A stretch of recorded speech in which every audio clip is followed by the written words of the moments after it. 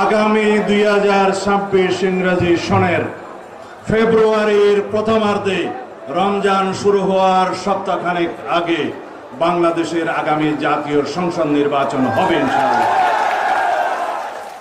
সেই নির্বাচন কেউ রুখতে পারবে না, সেই শক্তি কারো নাই একমাত্র আল্লাহ রাব্বুল আলামিন ছাড়া।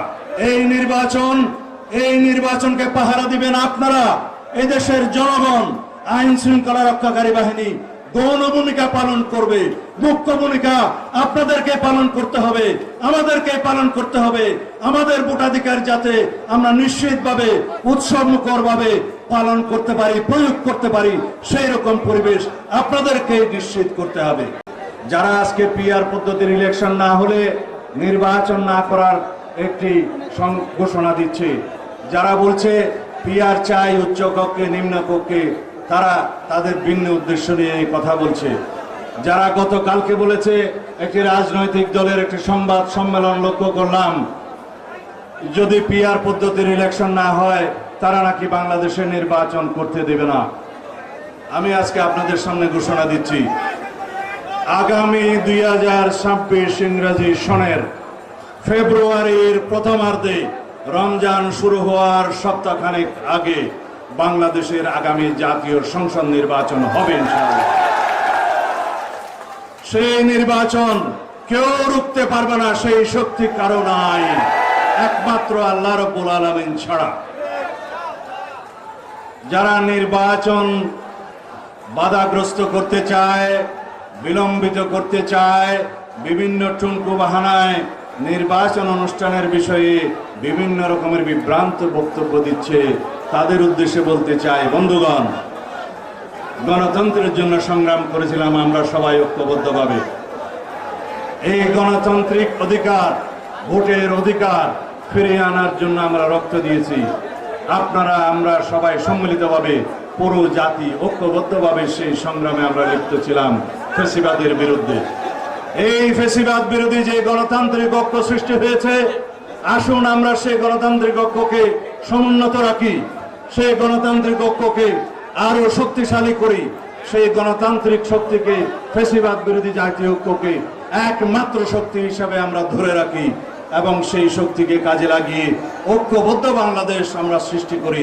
সেই ঐক্যবদ্ধ বাংলাদেশে আমরা, আপনারা তর্ক করব, বিতর্ক করব, আলাপ করব, আলোচনা করব, ভিন্ন মত পোষণ করব, বহুমত পোষণ করব, কিন্তু গণতন্ত্রের স্বার্থে, স্বাধীনতার সার্বভৌমত্ব রক্ষার স্বার্থে আমরা একইভাবে ঐক্যবদ্ধভাবে এগিয়ে যাব। সুতরাং নির্বাচন নিয়ে আপনারা কোনো ধোঁয়াশা সৃষ্টি করবেন না। আমরা আপনাদেরকে আহ্বান জানাবো, বাংলাদেশের মানুষ এখন যেভাবে নির্বাচনমুখী হয়ে গিয়েছে, সারা বাংলাদেশে নির্বাচনী আমেজ চলছে, নির্বাচনী পরিবেশ সৃষ্টি হয়ে গিয়েছে, প্রার্থীরা জনসংযোগ করছে। এখন সেই নির্বাচনের বিরুদ্ধে যদি কেউ কোনো দল বক্তব্য দেয়, তাদেরকে জনগণ প্রত্যাখ্যান করবে।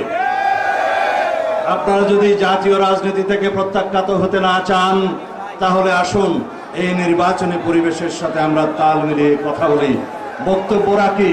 বাংলাদেশের জনগণ জানে এই দেশে সরাসরি ভোটে নির্বাচিত, নির্দিষ্ট যে নির্বাচনী এলাকায় একজন এমপি নির্বাচিত হয়, সেই নির্বাচন বাংলাদেশের সংবিধানের 65 অনুচ্ছেদের 2 উপধারা অনুসারে নির্বাচিত হয়।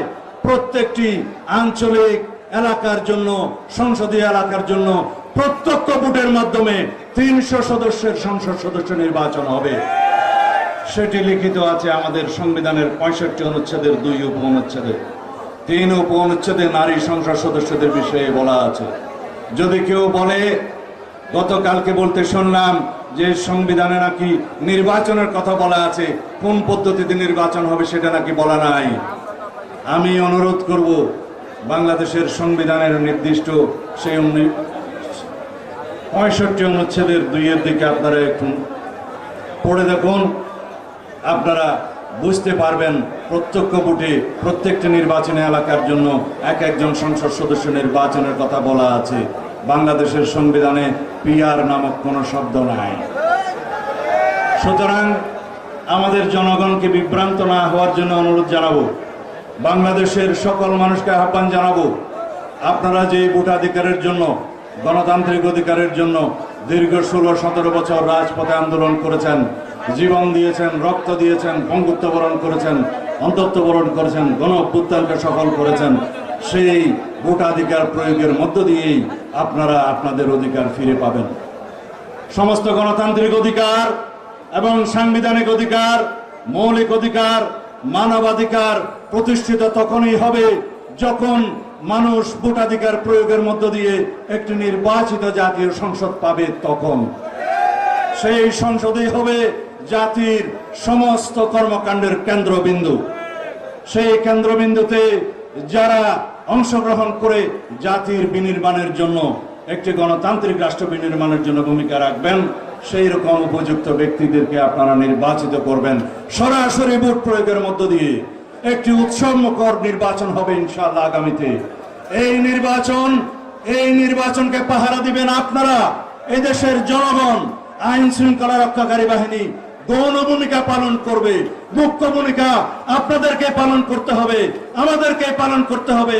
আমাদের ভোটাধিকার যাতে আমরা নিশ্চিতভাবে, উৎসবমুখর ভাবে পালন করতে পারি, প্রয়োগ করতে পারি, সেই রকম পরিবেশ আপনাদেরকে নিশ্চিত করতে হবে। আমরা যদি মনে করি আগামী দিনের সেই নির্বাচন পৃথিবীর মধ্যে একটি দৃষ্টান্ত স্থাপনকারী নির্বাচন হোক, তাহলে আমাদের সবাইকে সেই ভূমিকা পালন করতে হবে।